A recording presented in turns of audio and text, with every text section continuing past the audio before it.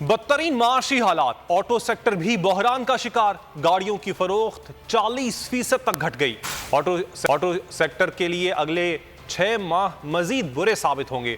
Auto sector माहिर मशहूद अली खान ने खबरदार कर दिया। इत्तेहादी हुकूमत के 10 माह, हर तरफ तबाही की दास्तान। ऑटो सेक्टर भी बहरान का शिकार। बढ़ती कीमतों के बायस गाड़ियों की फरोख्त 40% घट गई। गाड़ी अब मिडिल क्लास के लिए भी ख्वाब बन गई।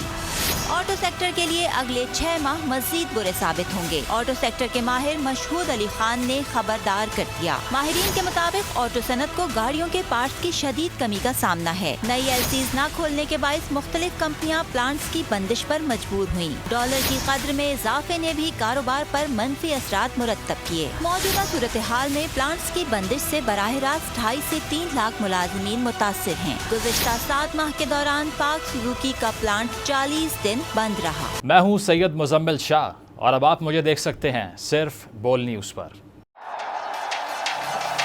जिंदगी एक मैदान है और PSL 8 में हर टीम को छूना आसमान है।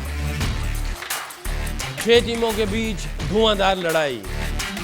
ये शोर न लड़ाई का है न डर का, ये शोर है जीत का, ये शोर है जुनून का। खेल का जुनून रोजाना रात 11 बजे सिर्फ बोल न्यूज पर।